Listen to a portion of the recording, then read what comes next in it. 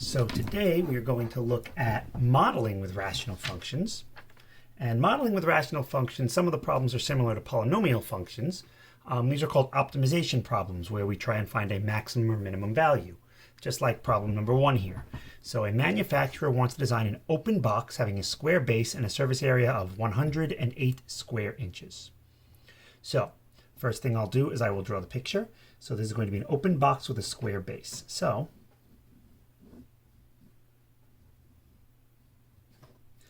I've got my box here, and it's got a square base. So let's see. I can't see this part of the box because it's inside, and I can't see this part of the box, but I can see this part because it has an open top. It's an open box. So that's how I draw an open box. Dashed line there and solid line there. And it has a square base, so that would be x and that would be x, and then the height would be h. And I know the surface area is 108. So 108 will be the area of the bottom part plus the area of all 4 sides, each of which is x times h. Since this is open, the top does not have a surface area. So the first part, part A, now that I have all that information, find a function in terms of a single variable that represents the volume of the box. So the volume of the box is x squared times h. Well, I need to solve this for a single variable. Or not solve it, but get this in terms of a single variable. So I will get it in terms of x. I shouldn't have said v of x. That's incorrect. It's just v. I have 2 variables here. So anyway, I need to replace either the x or the h. I'll replace the h since it's a lot easier to solve for and I don't have to deal with quadratics. And if I solve for the h, I get 108 minus x squared over 4x. So plugging that in for the h, and you'll note that then when all is said and done here, I can cancel this x and that x, and we are left with, when all is said and done, negative x cubed over 4 plus 108 over 4x. And this doesn't look like a rational function. It looks like a polynomial function, but it is in fact a rational function because, again, I could have written this as negative x cubed plus 108x over 4, where the denominator has a polynomial equal to 4 and the numerator has a cubic polynomial. So this is very similar to our other problems. Now that I have my function, I still need to define what the domain is. So once again, the smallest value that x can have is 0, but it can't actually be 0 because if x is 0, then the surface area would be 0. And obviously the surface area is not 0, it's 108. But x can be really, really small because if x is really close to 0, that means h would have to be gigantic. I would have a box that has a tiny itty bitty little base and a huge height. So it can't be 0, but it can be close to 0. And then to find the largest value of x, I simply find the smallest value of h, which in this case is 0. And it is 0, because when h is 0, I still get a value for my x. So to figure this out, we let h be 0. And solving for when h is 0, I just get 108 equals x squared. So x would be the square root of 108. I'm including it because I include the degenerate cases. You, again, don't have to. You can use an open parenthesis, but the brackets and closed intervals will actually help, not so much this year, but next year when you're dealing with calculus. Closed intervals are much nicer than open ones.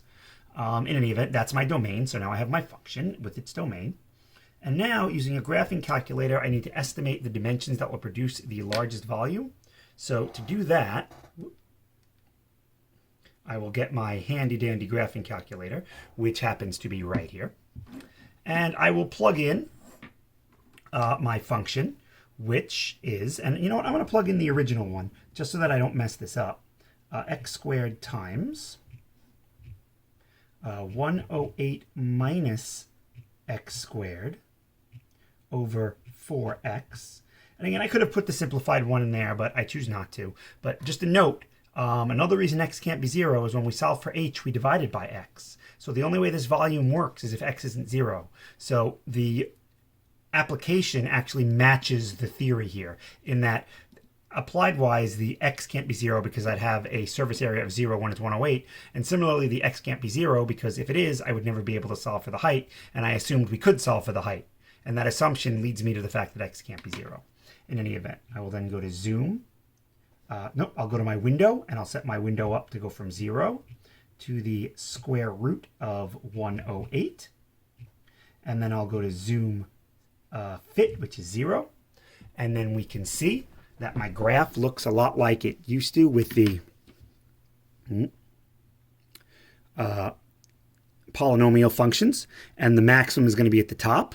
So to find the maximum value, I go to second, trace, 4. And now I need a left bound and a right bound. So I'm pretty sure that my left bound is to the left of this thing. I'm going to say 1. And hit enter, and you notice it put a little arrow all the way over there. I could use 0 here, except the calculator would give me an error because 0 is not in the domain, so you really can't use 0. For my max on the right, let's see, the square root of 108 is slightly bigger than the square root of 100. So I know that 10 will be a good right bound. It'll be toward the edge, and as you can see, it's right toward the edge. And then it says guess. I can hit enter wherever, and I get that the maximum is 5.9999, which, if I'm rounding to the nearest 4 decimal places, gives me a maximum value of 6. So the maximum volume will be, estimate the dimensions that will produce a volume of maximum volume. The maximum volume would be 108. The y value is 108. Just coincidentally, it's also 108, but I don't want the volume. I want the x value, which is going to be 6 inches. It is linear. And then to get the h value, I plug the x value back into here, and I solve for h. So that would be 108 equals 6 squared plus 4 times 6 times h. Or I could plug it back into here where we solved for h, either way, because I'll be doing the solving anyway. 108 equals 36 plus 24h. When I subtract 36, I get 72 divided by 24. H is 3 inches. And these are my dimensions. If you want, you could also write it as 6 inches by 6 inches by 3 inches. This is a more applied way of writing it. We see that a little more commonly in the real world. But we understand the x's and the h from the diagram represent the dimensions. So we can just represent them as x equals and h equals, where x represents 2 of the different dimensions. And that is the very first rational problem, which is basically just a polynomial problem. The other kind of problem that we can deal with rational functions is dealing with end behavior.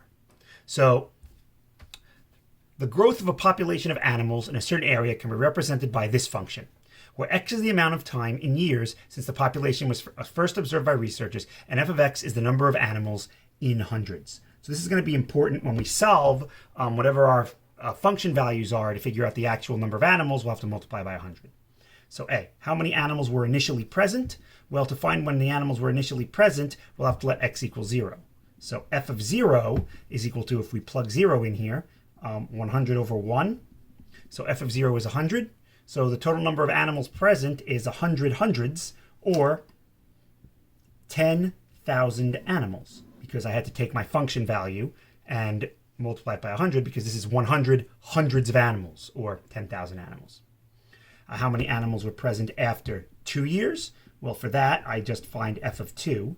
That would be 2,000 2 cubed plus 100 over 4 times 2 cubed minus 2 times 2 plus 1.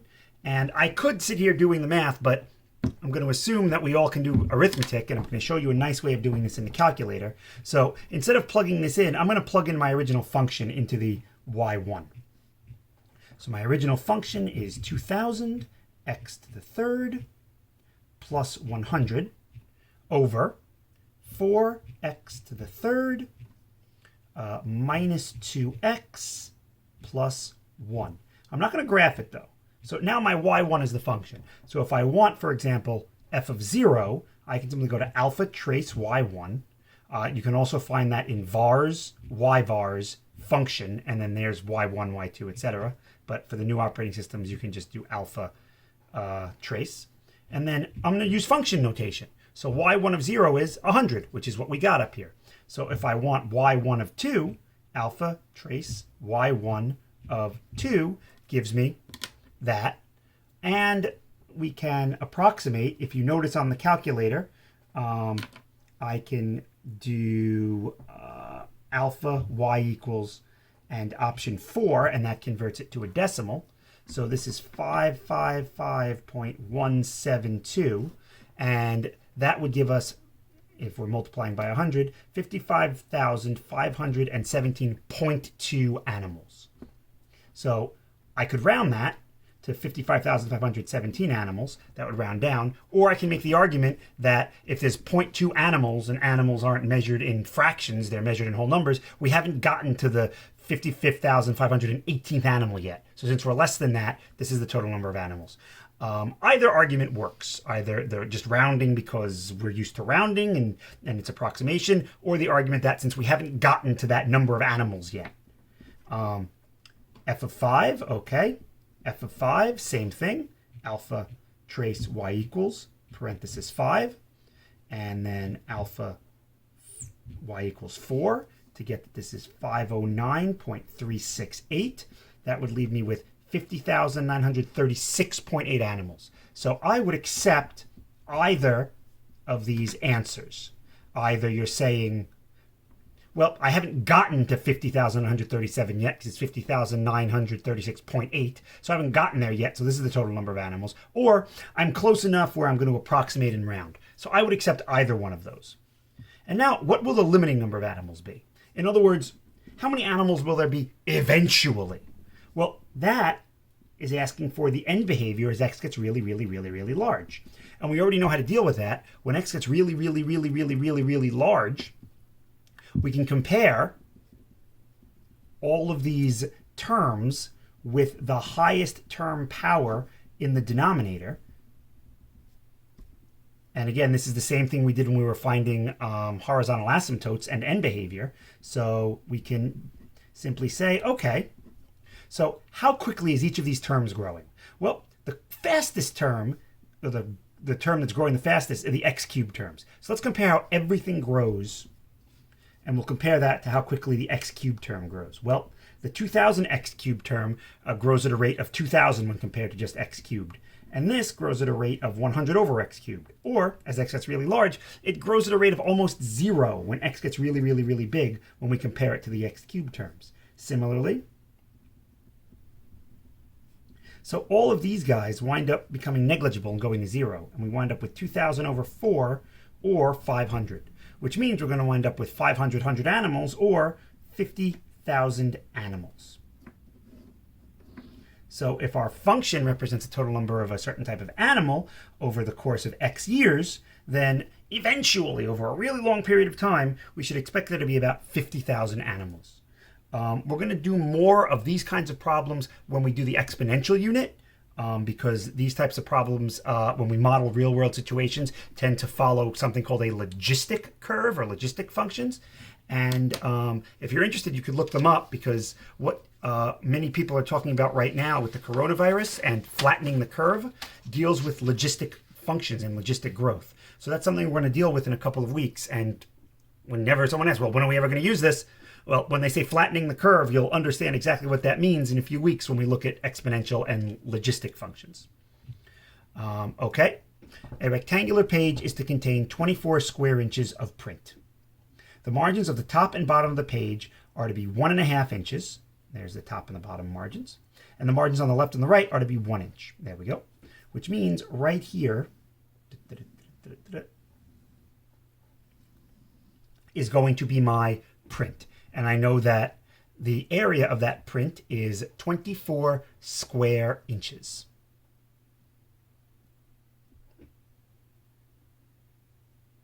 Now, here's the thing about this. I look at this, I don't know how big the page is. So this is not a regular 8.5 by 11 piece of paper. So all I know is that the area of the print is 24, and that would be equal to, the way I have this labeled, the height of the print and the width of the print, xy. So I need the dimensions for the least amount of paper to be used. So for the least amount of paper, the area of the paper will be the height of the paper, which is x plus 3, times the width of the paper, which is y plus 2. And that's the function that I need to find the maximum of, or rather the minimum of, the least amount. So same problem, I have two variables and I only want one. So we can solve for either x or y. It doesn't matter which one. I'm going to solve for y just because we're so used to doing that. But we could also solve for x, and we'll get the same answers just in a different order. So y is 24 over x. So now I have a function of x plus 3, 24 over x plus 2. And this function is actually a rational function. We could multiply it out to show it's a rational function. X times 24 over x is 24. This is plus 2x plus 72 over x plus 6. So as you can see, we can then rewrite this so that everything has a denominator of x. This would be 2x squared here. And then this would be 24x over x and 72 over x. And this would be 6x over x. 24 and 6 is 30. So that would be plus 30x over x. And then this would be plus 72. And that's all over x. So there is my rational function. The 2x squared over x is the 2x. The 30x over x is the 30 from the 24 plus 6. And there's the 72 over x. Did I have to write it that way? No. But this is just so you can see that it is a rational function. And now the interesting part, finding the domain. And this is going to be kind of upsetting to some people. What's the smallest value that x can have? Well, the smallest height of the paper can't be 0 because then there'd be nowhere to put the print. 0 times y is 0. So once again, the smallest could be really, really close to 0. But unlike that first problem, what's the largest value of x? Well, that would be when we have the smallest value of y. And the problem is, if y is 0, this also doesn't work out. So I can't find x when y is 0. We can only find x as y gets really close to 0. In other words, when y is really, really tiny, like think 1 over a billion, then x is going to be 24 billions. X is going to be huge. The right endpoint of our domain is actually infinity. It doesn't have a right endpoint. This function goes on forever. And this is a little unsettling because now how do I put this in my calculator? How do I even look at this as a domain? And that's a serious issue here. So to examine this in the calculator, 2x squared plus 30x plus 72 all over x. And my window, I'll go from 0 to a really big number. Zoom fit. And remember, we want the minimum. And here's the problem. If you look at this graph, it looks like a diagonal or an oblique line that kind of just shoots off. It doesn't look like it has a minimum at all. And the reason it looks like an oblique line, you already know. This is the oblique asymptote. If we go back to the original here, remember, this is the same thing as 2x plus 30 plus 72 over x. As x gets really large, our function approaches 2x plus 30. That's that line. The domain we chose to use in the calculator, 0 to 10,000, is too large a domain. We've got to cut it down. And in fact, we've got to cut it down significantly. And when I say significantly, even if I do 100, it's still going to look, I mean, maybe you can see it. It looks kind of like it has a little minimum there. But for the most part, it's still very difficult to see where this minimum is. And I'm sure in the video, it's kind of vague. So again, what we need to do is we need to crush this domain a little bit further down so that it's more apparent where this minimum is. So I'm going to let the window go from 0 to 20. And how do I know to do that? Honestly, this is just a matter of guess and check. Calculus is much nicer and will actually tell us how to do this without a calculator. But since we're using the tool and the domain is this infinitely large, unbounded to the right region, meaning the domain goes on forever to the right, we have no choice but to guess at a domain and then kind of shrink it down. And now you see when I do this, now it's flattened out down there. Now we definitely have this. I might have gone a little bit too far. If you want to go a little bit higher, maybe I can go from 0 to 50. And again, there we see the minimum much better. So to find the minimum, second, trace, option 3, the left bound. Now I'm not too sure what the left bound is going to be, so I'm actually going to use the buttons on the calculator and drag my cursor to the left at about 1.59.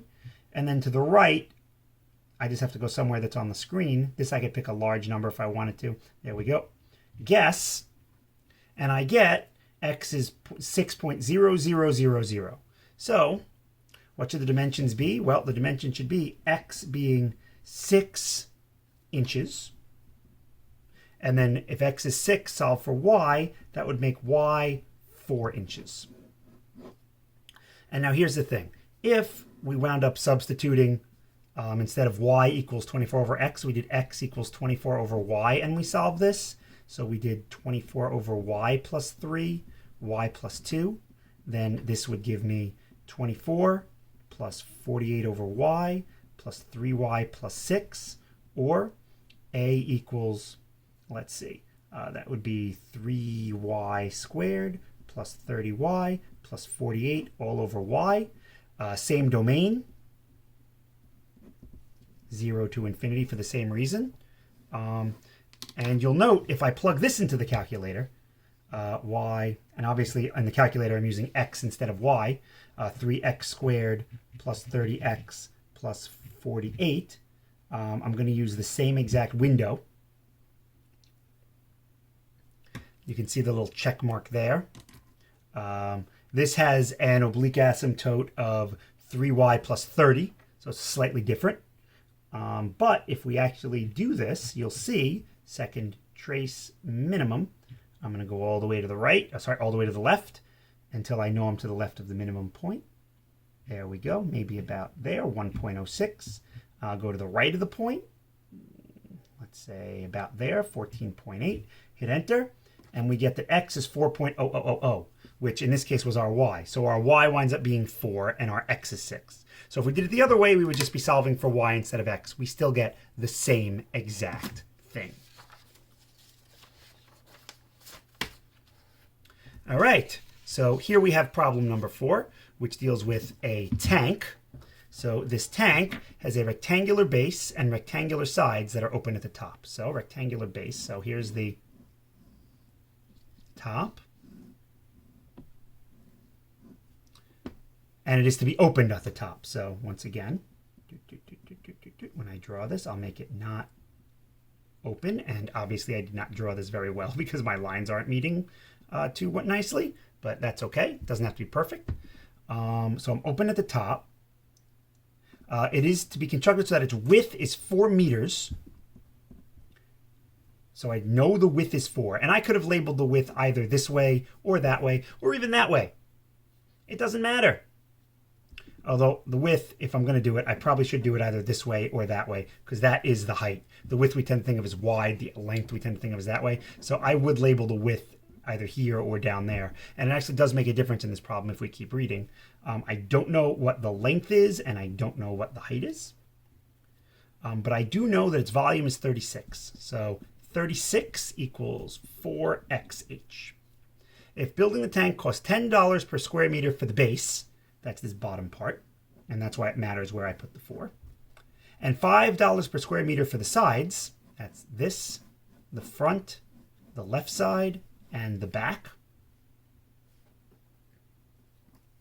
What is the cost of the least expensive tank? So my cost function, the bottom function has an area of 4x, and then it costs $10 per square meter for the base. So it's the area times the cost per meter, per square meter, gives me the cost of the entire base. And now the area of this side is 4h. I've got 2 of those sides. And on top of that, each of those sides cost $5 per square meter. And then I have the front and the back. The front and the back have areas of xh. There are 2 of them, and they also cost $5 per. So this is my cost function. So a quick little simplification, and we get 40x plus 40h plus 10xh. And now I've got to solve for either x or h. And just like the previous problem with the x's and y's, with the length and width of the page, it doesn't matter which one we solve for. We're going to wind up with the same thing. So just because we like things to be in terms of x, I will solve this for h.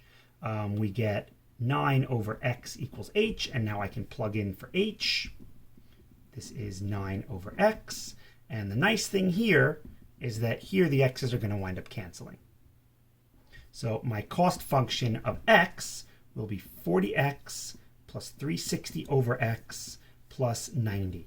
Or if I wanted to write this as a rational function, explicitly, 40x squared plus 90x plus 360 all over x. And now for the domain. Once again, the domain. The smallest value that my x could have is 0, but it can't have 0 because then the volume would be 0, and the volume can't be 0. Similarly, the largest value that x could have would be when h is the smallest, because x and h are inversely related. As x goes down, h has to go up because of the relationship between them in the volume. But h cannot be 0. So since h can only be really close to 0, that means x can get as large as we want. And this is not uncommon in these rational function problems.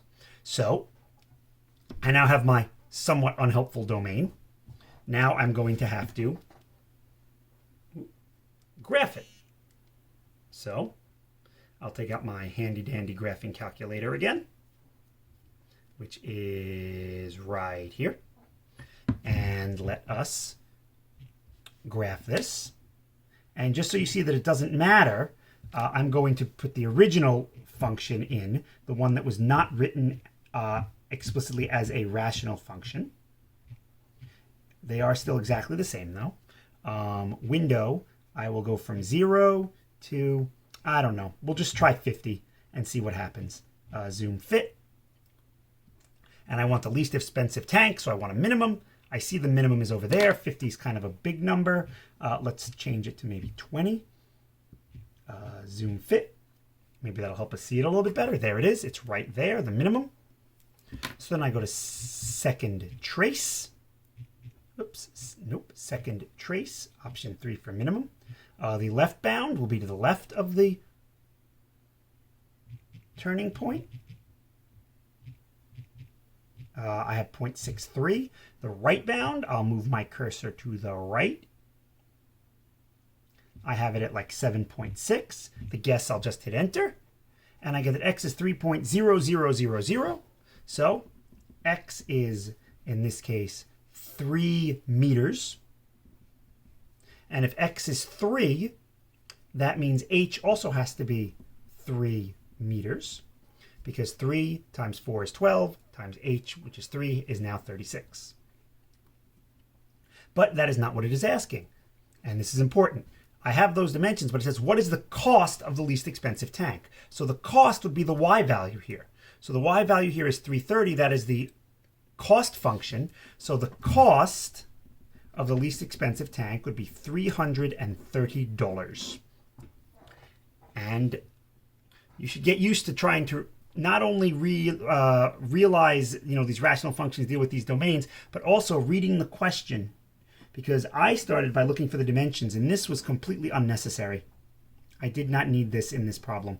It did not ask for the dimensions. I did not need it. So, 2 problems left that I want to look at. This one's kind of interesting. A window is being built, and the bottom is a rectangle, and the top is a semicircle. You tend to see these things with stained glass windows more than anything else, where you have a nice rounded semicircle or some kind of arc on the top. We made it a semicircle just because it's easy to calculate. If there's 12 meters of framing materials, what must the dimensions of the window be to let in the most light?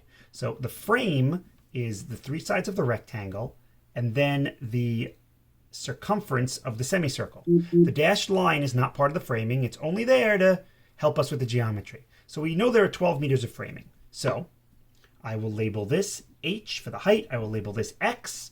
And now I need an expression for this. And luckily, I know that this is also x. So what? Well, the circumference of a circle is pi times the diameter. Here the diameter is x. So the circumference of half this circle would be 1/2 pi times the diameter, which is x. So pi over 2 times x.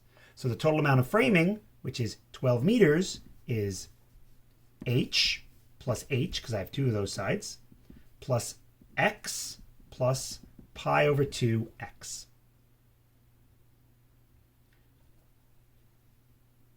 What must the dimensions of the window be to let in the most light? To let in the most light is asking, what is the maximum area we can have? Because the more area we have, the more light will come through. So we want to maximize the area. And the area of this thing is the area of the rectangle, x times h, plus the area of the circle. And we know the area of a circle is pi r squared. So this would be pi r squared over 2. So pi the radius is x over 2 squared over 2. Or if I simplify this, this would be x squared over 4 over 2, or pi over 8 times x squared.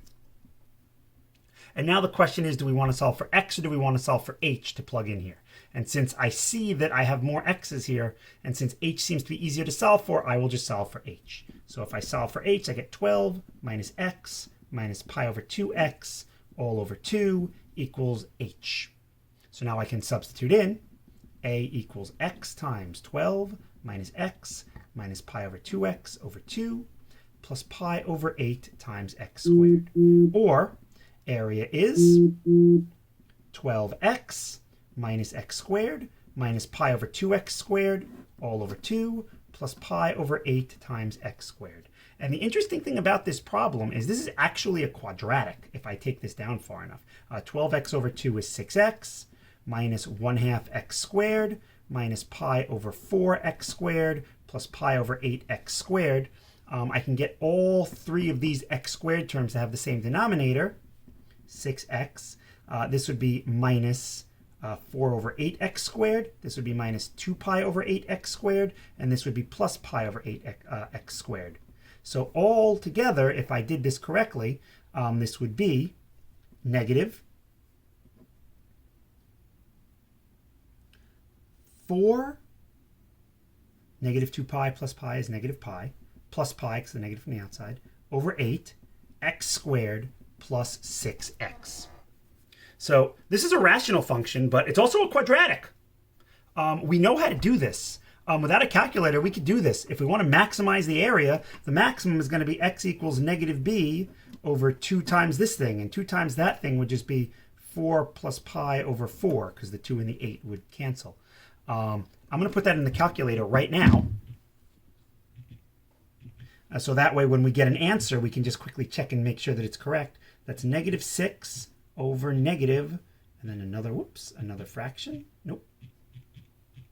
Got to put a fraction in there. Delete that. Delete that. Alpha, that. 4 plus pi over 4. And again, I'm just doing this to show you what the answer should be. So when all is said and done, we should get that x is about 3.36059491. So let's see if we're right. So once again, I need a domain. So let's see. When x is 0, oh, we're good. When x is 0, h is 6. So x can, in fact, be 0. If x is 0, that just means it's going to be a very skinny window. That's be like the degenerate window. So, and then when h is 0, okay, when h is 0, we solve for 12 equals x plus pi over 2x.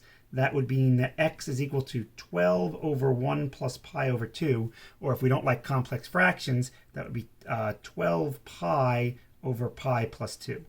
12 pi over pi plus 2. Or you could put that in your calculator and get an approximate, but you know me, I like exact values. When h is 0, what I did here is I just factored out the x, 1 plus pi over 2, and then I divided both sides by the 1 plus pi over 2, where I got the 12 over 1 plus pi over 2, and then I multiplied it by pi over pi.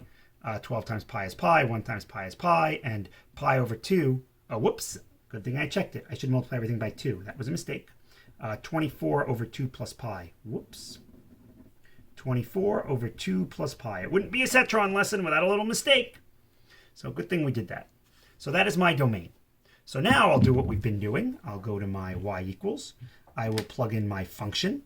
And just to show you that all of this doesn't even have to be done, I will plug in the very original function here. This was just to show you that it's a quadratic and a rational function, etc. This was 12 minus x minus... You really got to love this, the pretty print or the math print in these graphing calculators. I mean, that it just really spoils you. I mean, look at that. Plus, my graphing calculators didn't have this. We hardly even had graphing calculators. I didn't use a graphing calculator in high school till my senior year, and only like a few weeks before the AP exam. My high school teacher did not like them. He thought they were crutches.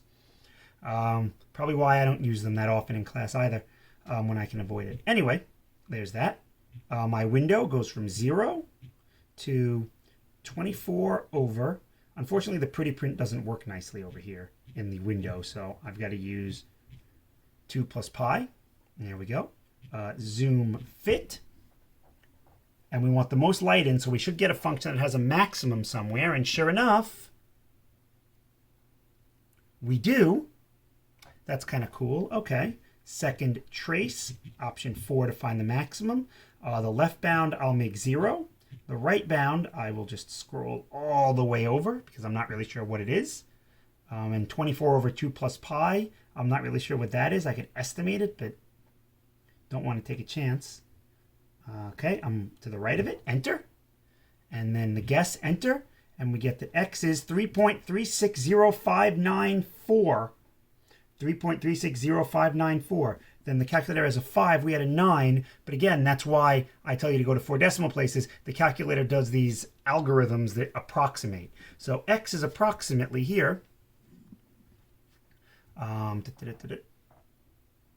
Meters of framing.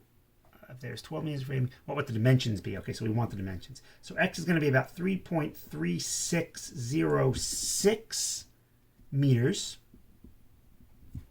And now, the nice thing when we do this in the calculator is that our answer is stored in x. So x has my answer. So if I need my h, which I can get right here, I just have to plug in 12 minus x minus pi over 2x all over 2.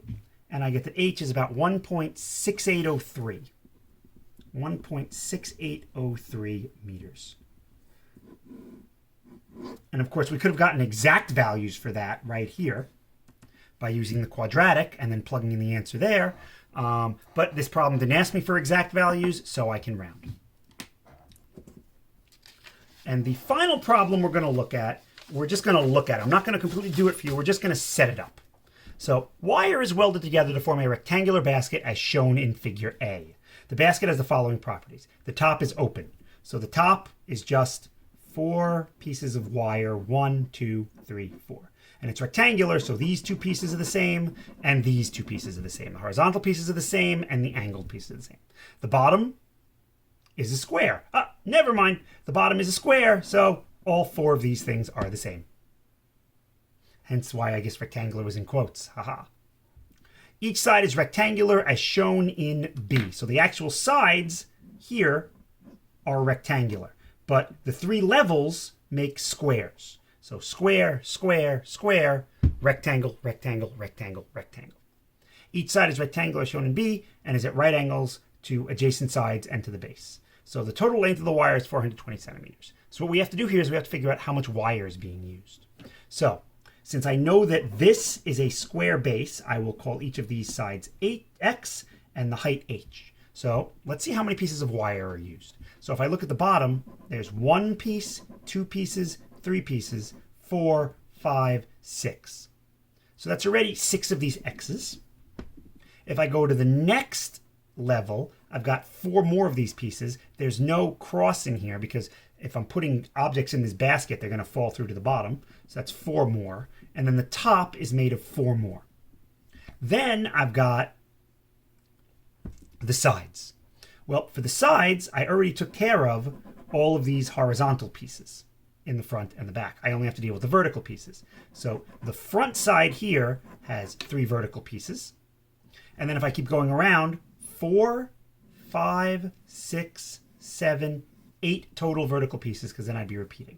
So there are 8 of those. And altogether, the amount of wire is 420 centimeters. So that is 14x plus 8h equals 420. And now we want to know the dimensions of the basket with the maximum volume. Well, the volume of the basket is, and we've done this before, x squared times h. And now that this is set up, the problem follows exactly how previous problems followed, where I simply remove one of my variables from this function to get it in terms of 1, using this given constraint or condition. Then I figure out what the domain is. Then I use the calculator. I use the maximum value after I correctly graph this along its domain. And find the answer. And that is how we would solve this one. I'm not going to do it for you. You can look at this one. But that's pretty much it. And as always, I thought this was a good lesson. So this lesson gets my seal of approval. Hi.